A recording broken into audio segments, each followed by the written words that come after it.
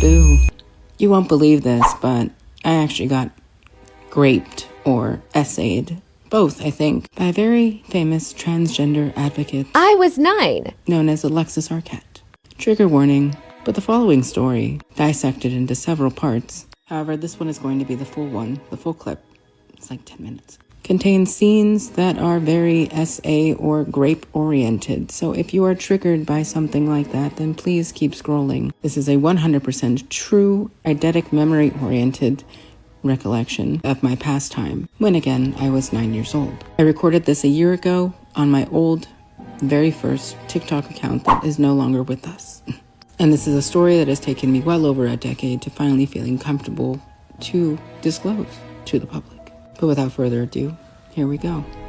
Every time I see that person's face, I get instantly taken back to the moment in which they molested me. But this drag thing you're doing in town, tell me about Skippy, what? If you don't know who Alexis Arquette is, he is the person that played Boy George in The Wedding Singer. I have days. Not this guy. Sorry if I scared you.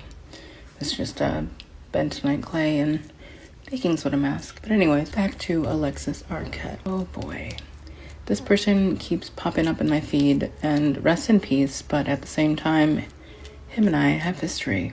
Or her, I guess. But at the time, they were just cross-dressing or drag queening, so I think that they were still a identifiable male at the time. For any of those who wonder how I possess such a profound and vivid memory, it's called possessing eidetic memory, aka the total recall rare one. Meaning every time I see that person's face, I get instantly taken back to the moment in which they molested me. So without further ado, on with the show.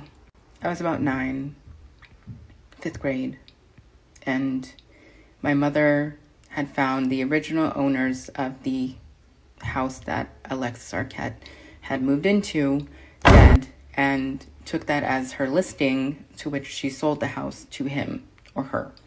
And they were really close, oddly enough. I didn't know him really. I just remember seeing a bunch of dudes dressed as girls or wearing wigs and stuff like that, doing a bunch of gay basically, up the road. And I was like, oh, okay, that's kind of interesting. All right. You know how, I don't know if they still do this, but they had these fundraisers in elementary school, middle school, whatever, where you get these prizes for the amount of like candies or whatever that you sell. And if you sell like the most, you get like the coolest prize and da-da-da-da. Well, I was trying to get the coolest prize, okay? And my mom said that I could go to the top of the hill, which at the top of the hill was the last house, which was Alexis Arquette's house. Having already been hypersexualized previously from a non-consensual situation that happened when I was 7, get to that some other day, but I was in the curiousness of what was going on at the top of the hill. Suffice to say, even though I was 9 years old, I'd already read an encyclopedia on sex, the same book that my mom hid. I read the whole damn thing. It was very graphic.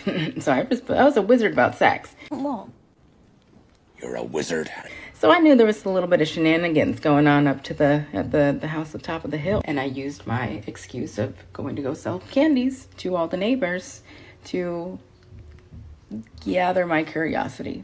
I knew all the terms: gay, straight, lesbian, Kama Sutra. Like, I mean, I read all of it. There was hentai in that book. I mean, I was down. Like, I was like, okay, let me just read this on the toilet. But anyways, having been a master of sex already at 9 years old, whatever, I proceeded to go up to the last house at the top of the hill. And lo and behold, I knock on the door, and there comes out Alexis, looking fabulous, to be honest, smoking a cigarette. It's like, hey, I'm selling candies for my school at Grandview Elementary. Would you like to buy any? Pretty much. I was so nervous because I was so nervous to like talk to people, but I knew that this guy was a guy that I could kind of relate to. Excuse me one second. I'm trying to be a little productive while I tell a little bit of a story. But he, of course, agrees. And I don't know, he knew that I was my mom's kid. I don't think he did. Or she. You know, it's so hard to sometimes keep up with that. To be quite frank. But he let me inside. And he, of course, bought a couple of chocolates. I bluntly said, so you're gay, right? And he's like, excuse me?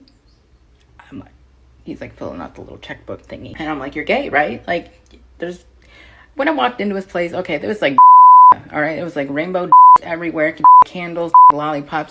And I was like, holy shit. He's like, what do you know about that? And I'm like, well, it's when two males do some stuff together or whatever. He's like, is that something you're curious about? Or like, what do you, like, he's like, come with me. So he takes me into this room. It's like one of his many bedrooms in this weirdly built house that had like a basement and a garage and like I don't know, it was fucking weird. All I remember about that house is that I would play in the backyard while the old owners would just be making porridge or oatmeal or something like that while I was catching bugs in their backyard. But anyways, he proceeds to put on an adult film called Power Tool, which was the first gay film that I'd ever seen in my entire life. Mind you, I'd already been spending out like oodles and oodles of money of pay-per-view porn, utilizing my TV that had like the VHS combo thingy so you can rewrite over like the cassette tapes. I was just trying to be efficient and kind of cost effective, or like, you know, save money in the sense that I just spent like $400 on paper and make repeat use out of it. So I like taped it over like Cinderella and like just Disney movies, and it's already about sex anyway, so it. But this was gay. They didn't have pay-per-view okay? And I was like, holy this is kind of hot. I like this a lot. Wow, can I watch more of this? I start getting an erection. Not sure if you know, but overfluoridation of the water does cause youth to engage in pubescent sort of era a little bit earlier, like actually a lot earlier.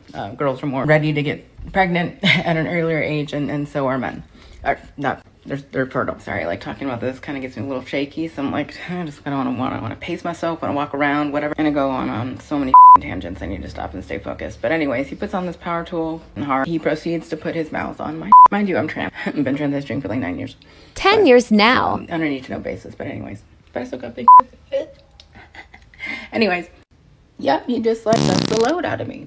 Let's just be blunt about it. Okay. I don't know what the is going on. I'm like, wow, I like this a lot. This is really interesting. What the like, and I'm so horny. And so he takes me down to his little garage basement thingy, and it was like a wrestling ring thing, and then there was like a sex swing, and he puts me in the sex swing and proceeds to attempt to penetrate me. He was so hung that honestly, like, it was not fitting. Just like the time when I was 7.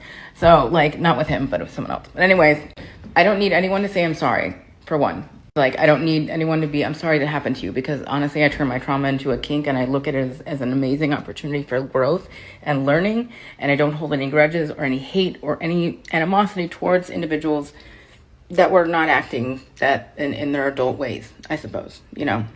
Because the 7-year-old incident was a lot more. This one, I kind of knew what I was getting myself into, got what I asked for, essentially, which was confirmation that I was into, you know. Well, you don't know, but anyways, the most up thing about this is that not only is it showing up in my feed, like him for some reason, but it, I keep getting reminded of these flashbacks, and then I get reminded of the aftermath of what had happened. Brought to you Part by to coming Supreme. up. Thank you for your time. Also, if no one has told you today, I love you.